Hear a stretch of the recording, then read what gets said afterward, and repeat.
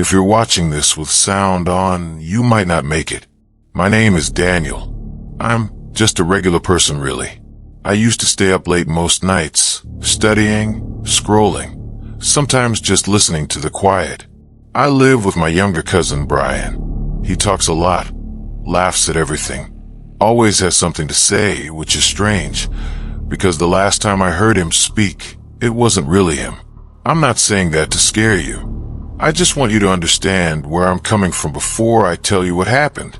We didn't live in some isolated place. It's a normal street. Neighbors, passing cars, dogs barking at night, kind of sounds you stop noticing after a while. Silence was rare, and when it did happen, it felt peaceful. At least, that's what I thought. I used to sit in the dark sometimes, just letting everything go quiet. No phone, no TV, just me and that stillness. It helped me think, helped me breathe. I trusted it. But now, I don't let things go quiet anymore. Because that night, the silence didn't feel empty. It felt like something was listening. And the worst part is, I think it heard us first. Tell me, have you ever heard something that shouldn't be there? That night started like every other one. It was a little past midnight. The power hadn't gone out or anything. It was just one of those quiet hours where everything slows down. The TV was on low in the living room. Some random show neither of us was really watching.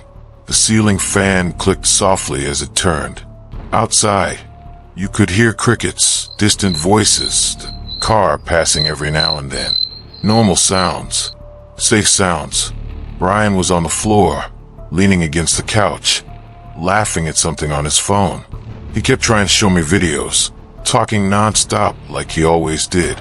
I remember telling him to lower his voice, not because I was scared, just one of those random feelings you get when the night feels heavier than usual. He joked about it, said I was getting old. I didn't laugh. I don't know exactly when it changed, but I felt it before I noticed it. The TV was still on, but I couldn't hear it anymore. The fan stopped. The crickets outside gone. Even Brian's voice, he was still talking. But it felt distant, like something was swallowing the sound before it reached me. Then he stopped too, and for the first time, there was nothing.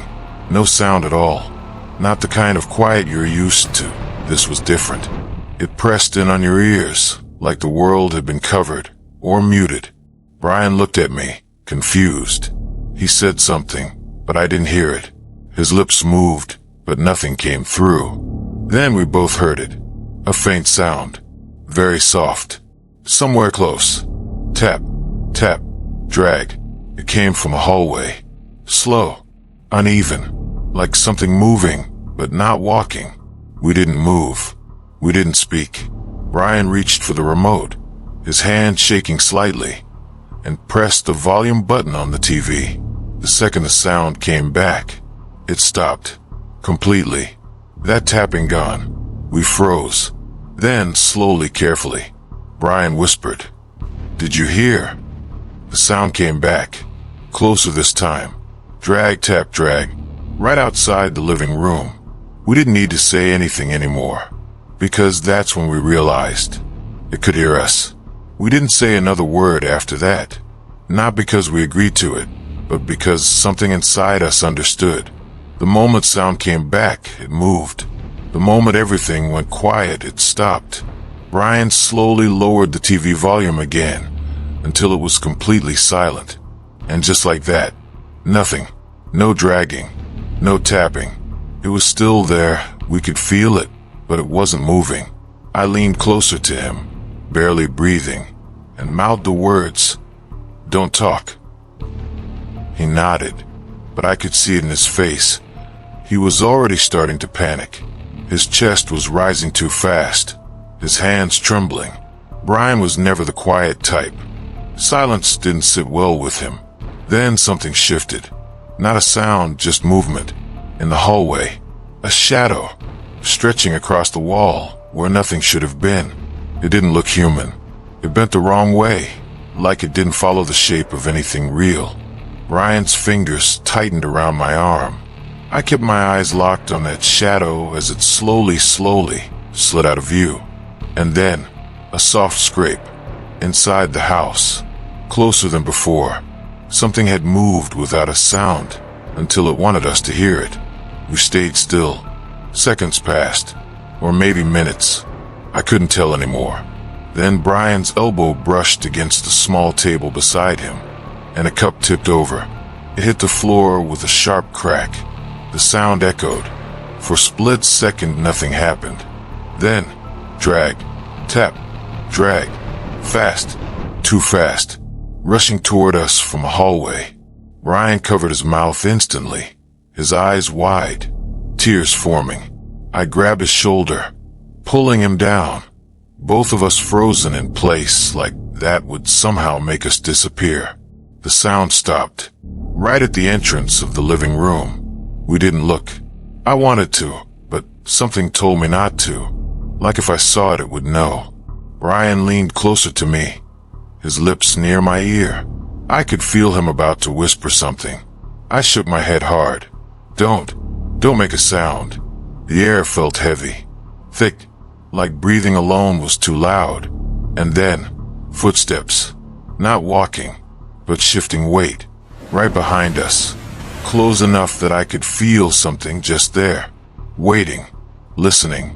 Tell me, what would you do? Stay still or run? Because in that moment, we didn't have a choice anymore. Brian's phone slipped from his hand. It hit the floor. The screen lit up. A loud notification, sound pierced the silence. And instantly, the thing moved. Violent. Sudden. Right toward us. I grabbed Brian and pulled him toward the nearest room, slamming the door shut behind us as quietly as I could. My hand shaking so badly, I almost lost grip of the handle. And then, we heard it. Right outside. No movement. No dragging. Just nothing. Complete silence. Like it was standing there. Right on the other side. Listening. We were locked inside that room, but it didn't feel like safety. It felt like waiting. Brian was pressed against the wall, his hand covering his mouth, so tightly I could see his knuckles turning pale. I could hear him trying not to breathe too hard, but even that sounded loud in the silence we were trapped in. My heart was beating so fast it felt like it was giving us away. One wrong sound, and it would know exactly where we were. Outside the door. Nothing. Then, a scratch. Slow. Careful. Like something testing the surface, learning the shape of the door. Brian's eye snapped to mine. I shook my head again. Harder this time. Don't move. The scratching stopped. For a moment, I thought maybe it was gone. Then came the breathing. Not ours. Low, uneven, almost like it was trying to match us, but didn't understand how. Right at the doorframe. So close I felt like if I blinked too hard it would hear it. The doorknob twitched. Just slightly. Brianna flinched. And in that exact moment, I saw it. A thin gap under the door. Something moved past it. Not walking. Not crawling. Just shifting. Like it didn't have a fixed shape. I wanted to scream at Brian to stay still, but I couldn't even risk a whisper. Then Brian slowly reached into his pocket. I saw it too late. His phone. He was trying to switch it off completely, but his finger slipped. The screen lit up again. Bright. Too bright. And a sound triggered instantly. Sharp. Electronic loud. A notification tone filled the room. Everything went silent after that. Not normal silent. Dead silent. And then, the door creaked. Slowly. Opening. Brian froze. So did I. And I swear, I saw something behind that gap. Not a face. Not a body. Just a presence that didn't belong in anything human. Brian made a sound then. A small gasp he couldn't hold back. And that was enough. The door slammed open fully. And everything became chaos in a single instant. A rush of movement. A force we couldn't see clearly. The sound of the room collapsing into silence again, right after something was pulled away too fast to understand. Then nothing. Just silence. Heavy. Final. I was alone on the floor when it stopped. Brian was gone. I didn't move. I didn't breathe. I didn't make a sound. I don't know how long I stayed there after everything went quiet. Minutes, maybe hours. Time stopped making sense. When I finally moved, the room looked normal again. Too normal. Like nothing had ever happened in it. But I knew better. The air still felt wrong, like it remembered. Brian was gone. No trace. No sound. No explanation I could hold on to. I left that house before sunrise and never went back. But I didn't leave it behind.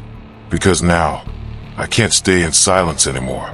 Even the smallest quiet makes my skin crawl. I sleep with noise on all night just to keep my thoughts from getting too still. And sometimes, when everything around me finally does go quiet, I hear it again. Not far, not outside, closer, waiting for me to slip. So tell me, did I survive, or did it let me live? Comment what you think it was. And if you heard something while watching this, don't ignore it. Like and subscribe, but keep it quiet, because this wasn't the only night something found me.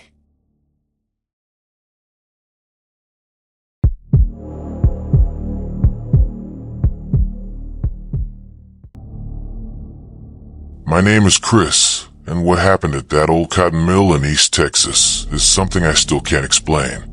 And I don't mean I don't understand it in a way that time will fix. I mean I have tried for years to find a version of that night that makes sense, and every time I remember it, it feels like I'm missing something important, like part of the memory refuses to stay complete. It was me, my cousin Marcus, and my friend Tina. We weren't the type of people who believed in stories people told about abandoned places. Marcus treated everything like a challenge, like nothing in the world could surprise him. Tina was the opposite. She always said rumors were just what people invented when they were scared of silence. And me, I was usually the one walking behind them, watching, listening, trying to notice what everyone else ignored. The place we went to was an old cotton mill, sitting just outside small town in East Texas. Locals said it had been shut down for years after structural issues, something about unsafe floors and collapsing beams. But that wasn't the part people talked about when they lowered their voices. They talked about how, even after it was sealed off, lights would sometimes appear inside at night, and how workers passing by claimed they heard movement when there shouldn't have been anyone in there at all. We went just before sunset, when the sky was still bright enough to make the whole idea feel less serious. The building looked exactly like what you'd expect from something forgotten. Rusted metal, broken windows, and walls that seemed to hold onto dust like it belonged there permanently. But the moment we stepped closer, I remember something that didn't fit. The air felt too still, not quiet in a peaceful way, but like the world had agreed not to make any noise inside those walls. And before we even crossed the entrance, Marcus laughed and said the same thing he always said when he didn't want to take anything seriously, that if anything was in there, it would have left a long time ago. That was the first time I noticed something strange, because right after he said it, from somewhere deep inside the mill, there was a sound, a single, slow metallic tap, and then silence again, like it was waiting for us to respond. We stood there for a moment after that sound, like none of us wanted to be the first to admit it had actually happened. Marcus was the one who broke it, of course. He let out a short laugh, the kind people use when they're trying to convince themselves they aren't nervous, and he stepped forward into the entrance like it was nothing more than an empty warehouse we'd been in 100 times before. Tina followed him, but I noticed she didn't look away from the dark opening ahead of us. I stayed a step behind, watching the way the light from outside slowly faded as we crossed the threshold. Inside, the mill felt wrong in a way I can't fully describe even now. Everything was still there like it had been left in a hurry and never touched again. Rusted machines stood in rows like they were frozen mid-function. Conveyor belts hung from the ceiling, and even though there was no wind, I remember watching one of them sway, just slightly, like something had brushed past it moments before we arrived. Dust covered every surface, thick enough that it should have told the story of years without movement. But there were no clear footprints, no signs of animals, just stillness that felt too complete, like the place was holding its breath. The deeper we walked in, the more I started noticing something strange about sound itself. Our footsteps didn't behave normally. When Marcus stepped forward, I heard the sound a fraction of a second later than I should have, like the building was deciding when to let it reach me. Even our voices seemed to lose themselves the moment they left our mouths, swallowed before they could fully exist. Marcus, not noticing or not caring, laughed again, louder this time. It echoed through the space, bouncing off metal and concrete, and then something answered him. From deeper inside the mill came the same sound again, a metallic tap, tap, tap, slow, deliberate, as if it was matching the rhythm of his laugh. Tina stopped walking immediately.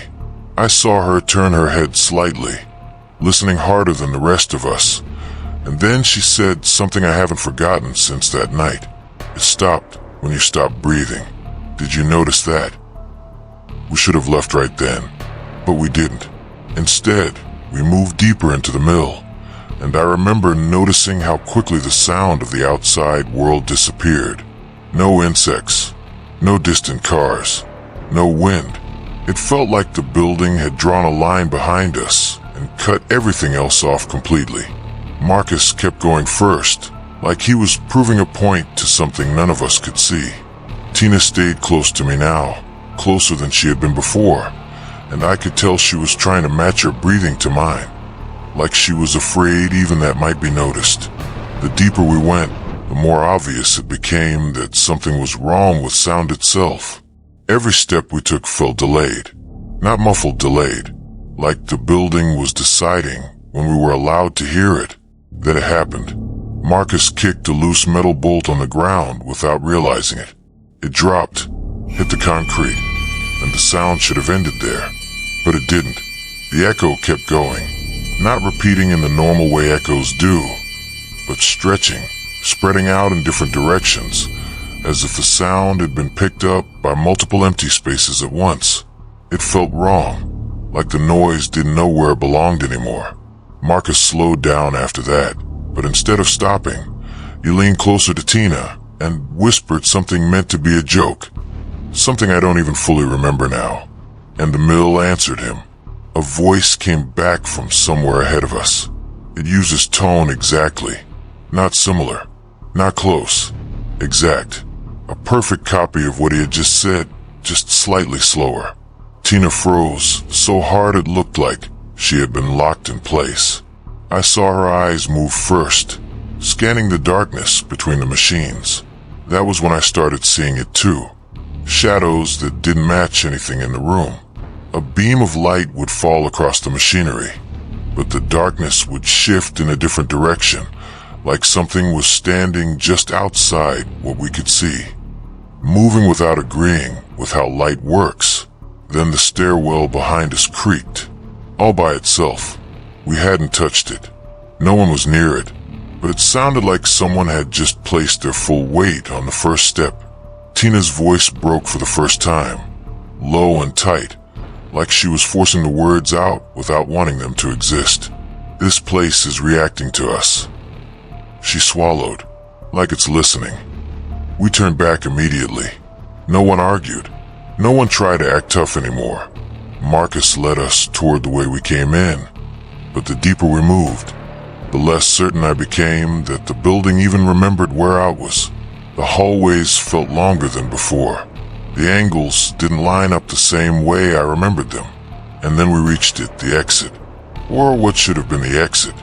The opening we had used to come in was partially blocked, a section of the upper structure having collapsed into a twisted pile of metal and concrete. It hadn't been like that when we entered. I know it hadn't. Marcus stepped forward anyway, like he thought force of will could fix it. He grabbed one of the hanging beams, and the second he pulled it, it gave way. The sound that followed wasn't just loud. It was total. A deep, tearing crash that rolled through the entire building like a shockwave. And that was the moment everything changed. The mill responded immediately. Not like a building reacting to damage, but like something inside it had just been alerted. Metal above us groaned in slow motion. Chains that had been still for years began to swing on their own, hitting each other with heavy, rhythmic clanks. The walls vibrated, not from collapse, but from something moving behind them. It felt like the whole structure had woken up at once. Tina grabbed my arm so tightly it hurt, but neither of us spoke. We couldn't. Even breathing felt dangerous now, like it was too much noise for the space we were in. Marcus raised a hand slightly, trying to signal us to stay quiet. His mouth opened, but no words came out at first. Then he whispered. Just one word. Barely anything. But in that silence, it was enough. The reaction was instant. Every chain in the mill snapped into motion at once, swinging violently. Metal structures above us shuddered like something massive had moved through them. A wave of sound rolled through the space. Not random, not chaotic, but directed. Like it knew exactly where we were. Marcus froze. Tina didn't even look at me. She just covered her mouth, shaking her head like she understood something I didn't. And then she was gone. One moment she was there beside me, and the next, she stepped backward into the darkness between two machines, trying not to make a sound. But the darkness took her without a struggle. Not fast, not loud, just complete silence where she used to be. I don't remember running out of there. I only remember being outside again, just before sunrise, when the sky was turning pale like nothing had happened at all. My legs carried me away from the mill, but I wasn't running. I was walking slowly, carefully, like any sudden sound might make it notice me again. Even now, I can still hear what followed me out. From deep inside that cotton mill, faint voices kept repeating what we had said earlier. Marcus's laugh, Tina's warning, my name, but none of it sounded right anymore. It was all delayed, stretched wrong, like something was replaying us after learning how we sounded. I stood there once, far enough away that I thought I was safe, and I swear I heard Tina's voice call out, not for help, but just repeating my name in the exact tone she used before she disappeared. I don't know what stayed behind in that place, but I know Tina didn't get out. And I've learned something worse since then. There are more places like it across Texas. Buildings people avoid. Places where sound doesn't behave the way it should. So if you ever hear something in the dark that sounds like your own voice answering you back, would you still stay silent? Because I'm not sure silence was what kept us alive, or what kept it interested in us. And if you made it to the end of this, subscribe. Not because I want numbers, but because if I ever find out what that thing really is, you will need to hear it too before you ever step somewhere like that.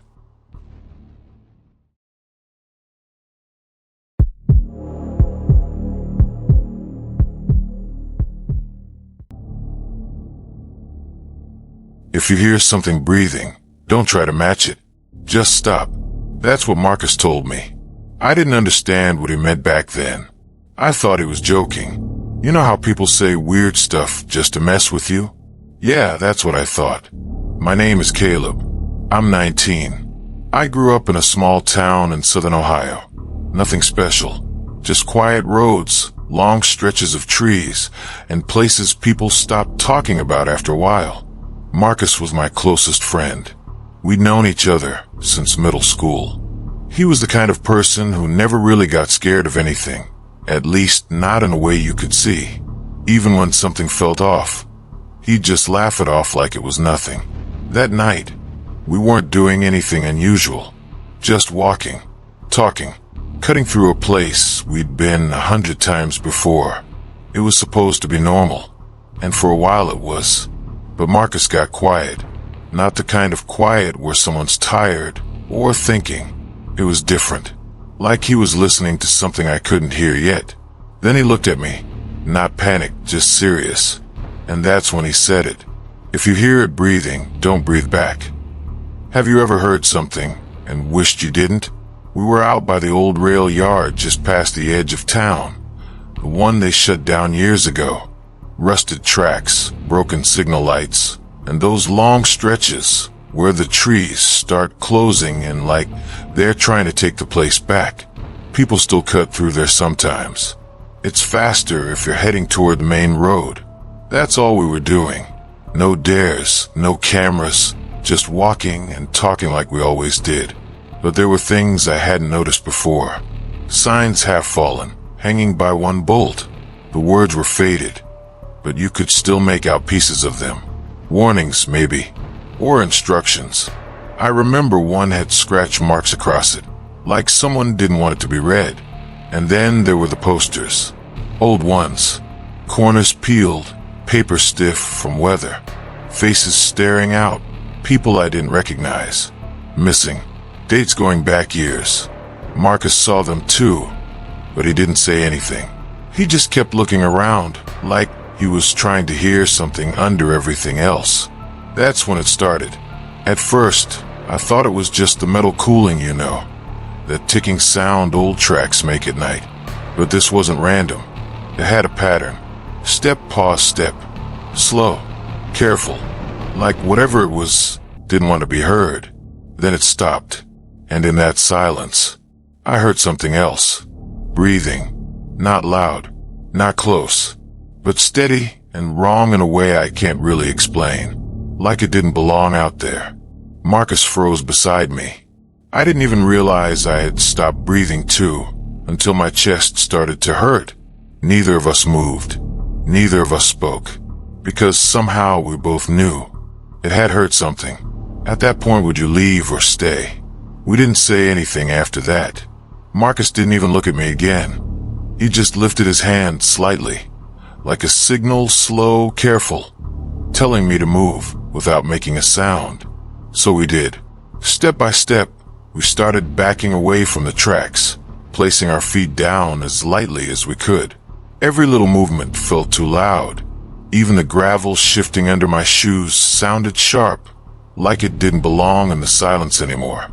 That breathing, it didn't stop. It stayed at the same distance, not getting closer, not fading either. Just there, steady, patient. I remember thinking, if it was an animal, would have moved by now. It would have done something. But this was waiting. We made a few steps. Maybe 10, maybe less. It's hard to tell now. And then it happened. My phone slipped. I didn't even feel it leave my hand until it hit the rail. The sound, metal against glass, rang out way louder than it should have. It echoed down the tracks, stretched out into the trees, and just hung there. For a second, nothing. Then, the breathing stopped. Completely. And in that space, something shifted. Fast. Not like footsteps this time. Not slow and careful. It moved all at once. From somewhere ahead of us to somewhere much closer. I didn't see it clearly. I don't think I ever really did. But I saw enough. Something moved between the trees. Too tall to be a person. But bent in places it shouldn't bend. Its shape didn't stay still. Like it couldn't decide what it was supposed to look like. And the way it held itself. It wasn't wandering. It was listening.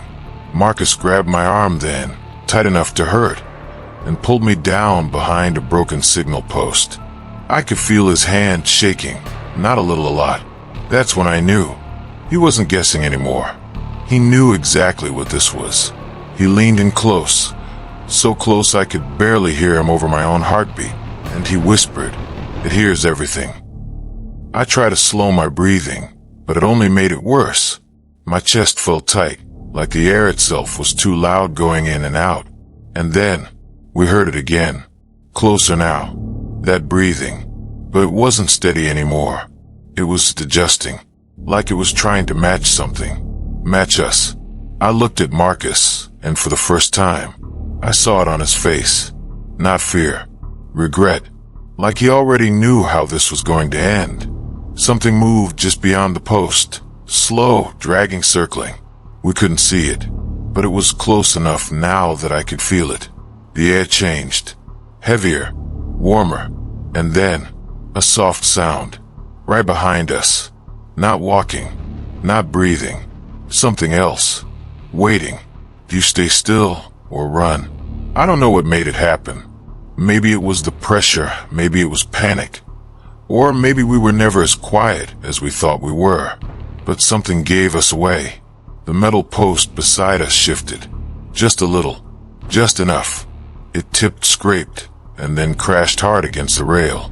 The sound exploded through the yard, and everything changed.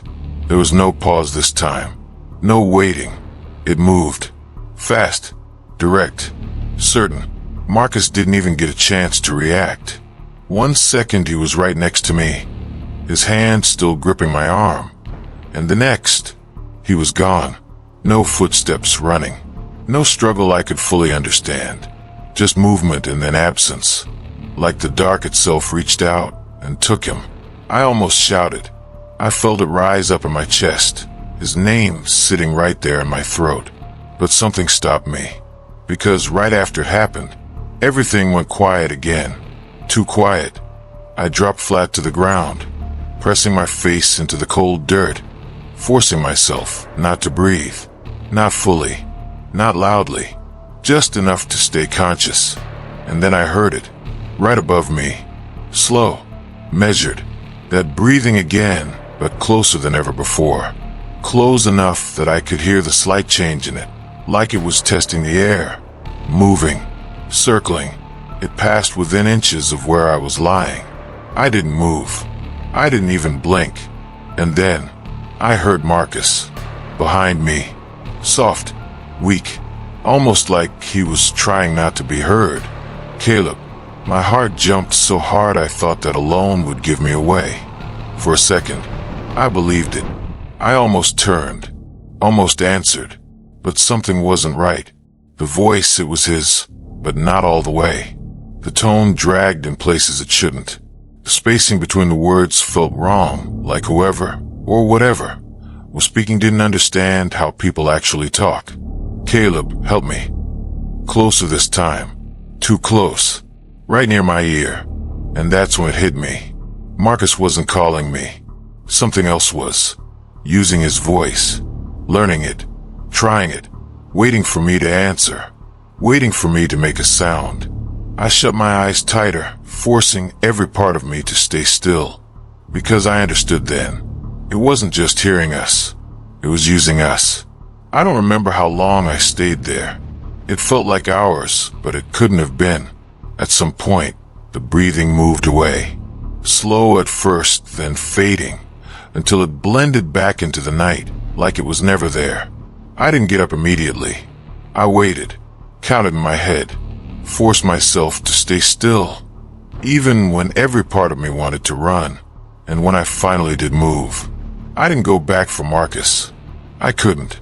I just followed the edge of the tracks, step by step, until I saw the road again. I told people what happened. They searched. They didn't find anything. No signs. No tracks. No Marcus.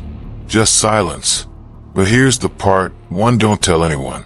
Sometimes, when everything is quiet, I still hear it. That breathing.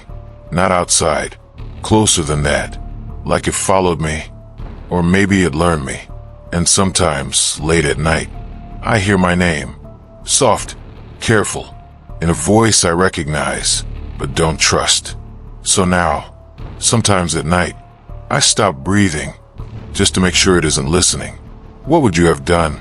Do you think it was hunting or learning? If you want more real stories like this, make sure you like, comment, and subscribe, because I haven't told you what I heard the second night.